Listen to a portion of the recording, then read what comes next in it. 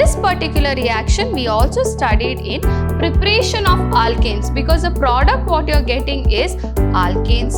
First three, C1 to C3, it is gases. Alkanes react with hydrogen in the presence of nickel. By chance, if this is not a symmetrical alkene, it's unsymmetrical alkene, then it should follow Markovnikov's rule. Now, N-alkenes have higher boiling point than that of branched alkene. As the branching increases, the boiling point goes on decreasing.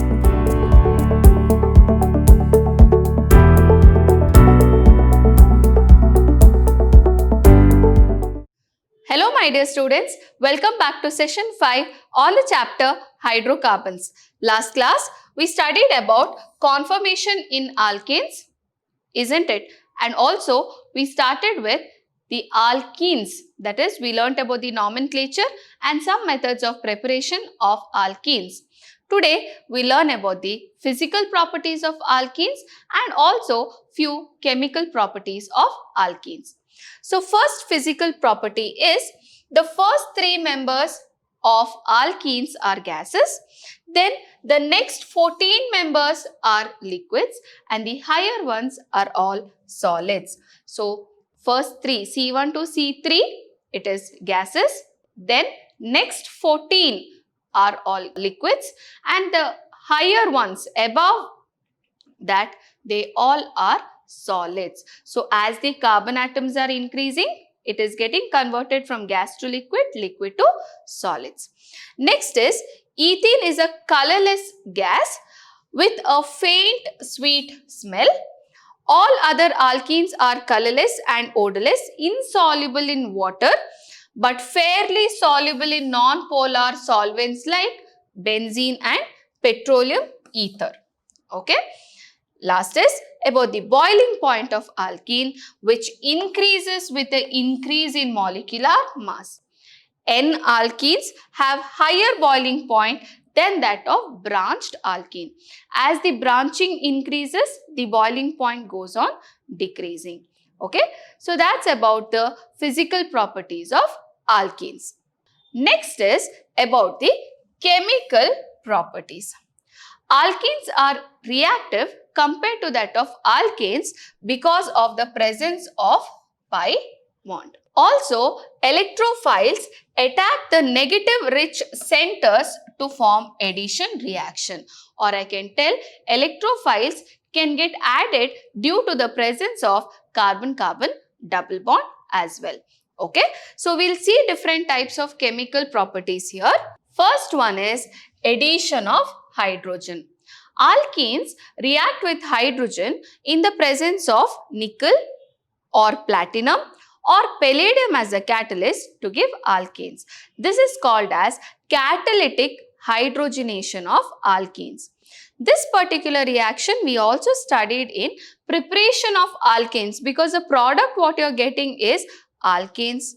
So we can also write or expect this question from alkanes also. Okay, so already learnt RCH double bond CH2 with hydrogen, nickel as a catalyst at 250 degrees Celsius gives alkane. I can write an example here. CH3, CH double bond CH2, that is propene, reacts with nickel at 250 degrees Celsius to give CH3, CH2, CH3, that is propane. What is happening here? Hydrogen gets added of one carbon atom, the other one to other carbon atom to break the bond. Correct? So this is addition of hydrogen. Next is addition of halogens. What are halogens? Chlorine, bromine, iodine and fluorine are called as halogen. Correct? Now halogens like chlorine gas or bromine gas reacts with alkene in the presence of inert solvent like carbon tetrachloride to form dihaloalkanes. Okay? So if we take alkene,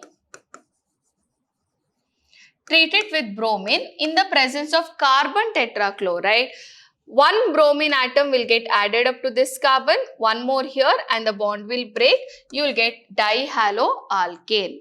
Example, if I take ethene, treat it with bromine in the presence of carbon tetrachloride, bromine will get attached to both the carbon atoms to break one bond to form 1,2 dibromoethane. That is, this is first carbon, second carbon, both have bromine, it comes as a prefix. So 1,2 dibromo, 2 bromine and root word is eth, carbon-carbon single bond is there, so it is ane. Similarly, propene, when it is treated with bromine in the presence of carbon tetrachloride, we get 1,2 dibromopropane. Okay. Next is addition of hydrogen halide. Here, alkene reacts with hydrogen halide. What happens is, this is the negative part because see, hydrogen with, for example, chlorine. Chlorine is more electronegative, so it has got a partial negative charge, this is a partial positive charge. Or further, it can break to form H plus ion and Cl minus ion, correct? So, the halogen is the negative part, the hydrogen is the positive part which we call. The negative part adds to one carbon atom, the positive part adds to another carbon atom and breaks the bond to get an alkyl halide. Now, if it is in symmetrical alkene like ethene, okay, that is CH2 double bond CH2. Both are same groups, it is symmetrical. Now, when HBr is getting added up, bromine will come to one carbon atom, hydrogen will come to one carbon atom, break the bond. By chance, if this is not a symmetrical alkene, it's unsymmetrical alkene, then it should follow Markovnikov's rule. Now, what is Markovnikov's rule? When an unsymmetrical reagent adds to the unsymmetrical alkene, then the negative part of the reagent adds to carbon atom in the double bond containing least number of hydrogen. So, the negative part adds to the carbon atom involved in double bond which contains least number of hydrogen. For example, now this is unsymmetrical alkene. See, CH, one CH3 group is there. This has got both hydrogen atom. So, it is unsymmetrical. Here also if one more CH3 is there, then it would have been symmetrical. Okay. Now, the negative part is bromine. Should come to the carbon atom which contains least hydrogen. Here there is one hydrogen, here there is two hydrogen atom. So, bromine will come to this carbon atom, hydrogen will come to the another carbon atom. So, you will get 2-bromopropane as the product. Okay. Similarly, I can take one more example, CH3, CH2, CH double bond CH2. Okay, this is again unsymmetrical alkene, correct? For this one, if HBr is getting added up, bromine will come to this carbon atom containing one hydrogen and hydrogen will come to this carbon atom which contains two hydrogen. Based on which one? Based on Markovnikov's rule. The negative part of the adding reagent will go to carbon atom containing least number of hydrogen involved in carbon-carbon double bond. Okay. So, I'll get the product as CH3, CH2, CHBr, CH3. Okay. So, you'll get 2-bromobutane which is the product. Okay. So, that's about Markovnikov's rule. Next is the mechanism for addition of hydrogen bromide to propene. That is, for Markovnikov's rule, we learnt an example. For the same reaction, we are going to learn the mechanism. So, mechanism is where we are showing every step for that reaction to occur, isn't it? So, the first step is hydrogen bromide dissociates to give H plus and Br minus. Why is this happening? Bromine is more electronegative, pulls the electron from the hydrogen atom completely and gets a negative charge. Hydrogen is lost an electron, gets a positive charge. Next step, step 2, the electrophile H+. Electrophile means what? Which contains positive charge, which goes towards the negative center. Okay. So, the electrophile attacks propene to form carbocation. So, you can see H+ can go either to first carbon atom or to second carbon atom. Now, if it goes to the second carbon atom, this carbon atom will take the electron from the first carbon atom and give it to hydrogen to form the bond. Now, the first carbon atom has lost the electron, thus gets the positive charge and forms this carbocation. Okay. If the hydrogen ion, that is the proton, goes to first carbon atom, then the neighboring carbon atom's electron is given to H+ ion to form the bond. So, the second carbon atom gets the positive charge. Now, there are two carbocations formed. This is the primary carbocation because this carbocation has only one carbon neighbor. So, we call it as the primary carbocation, whereas this carbon atom has got two carbon neighbors. So, it is the secondary carbocation. And we know that secondary carbocation is more stable than the primary carbocation. Thus, this will be formed in excess. Okay. So, the next step is the Br-, that is the nucleophile which is formed, attacks the secondary carbocation to form the product, that is 2-bromopropane. Okay. So, these are the 3 steps for addition of hydrogen bromide to propane. Okay. Next is anti-Markovnikov's rule. Now, we learned about Markovnikov's rule. Now, what is this anti-Markovnikov's rule? See, the addition of hydrogen bromide. See, anti-Markovnikov's rule is very particular with hydrogen bromide. Okay. So, when there is an addition of hydrogen bromide to propene in the presence of peroxide as a catalyst, okay, it takes place against Markovnikov's rule. It is called as peroxide effect or Karash effect. So, it is exactly opposite to that of Markovnikov's rule. Markovnikov's rule, what it tells is the negative part of the adding reagent adds to the carbon atom containing least number of hydrogen which is involved in double bond. But anti-Markovnikov's rule, the negative part of the adding reagent adds to the carbon atom containing highest number of hydrogen atom which is involved in double bond. Okay, but in the presence of peroxide as a catalyst, thus it is also called as peroxide effect or the Karash effect. You can see here, propene we have taken, hydrogen bromide, we have taken benzoyl peroxide here.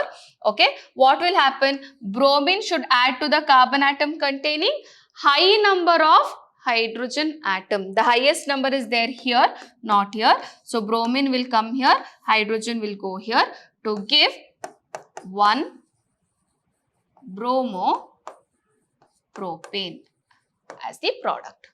Okay. Now, we learn the mechanism for this. Mechanism of peroxide effect. The peroxide effect process proceeds via free radical chain mechanism. Markovnikov's rule, we did not have the free radical formation. Here we have free radical formation. Okay. So, first what happens is benzoyl peroxide, that is the catalyst what we are using, undergoes homolysis, that is the bond is broken here. Oxygen will take its electron, this oxygen will take its electron to give rise to C6H5, that is a benzyl free radical. First what will happen? C6H5 CO2. Then carbon dioxide is lost to give benzyl free radical. This benzyl free radical reacts with hydrogen bromide. Further, this again undergoes homolysis, takes up the hydrogen to form benzene, and bromine free radical is formed. So, this is the first step. So what is happening? Benzoyl peroxide undergoes homolysis to give this particular intermediate, which further will lose carbon dioxide gas to give benzyl free radical. Further, this will react with HBr. Further, this undergoes homolysis. It will form benzene, that is C6H6, and then it will give bromine free radical.